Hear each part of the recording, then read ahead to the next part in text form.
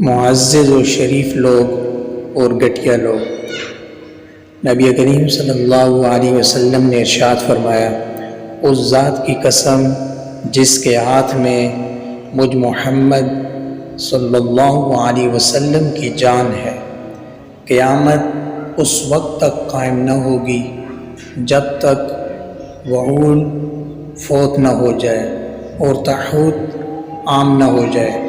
پوچھا گیا، یا رسول اللہ، یہ وعول اور تحوت کیا ہے؟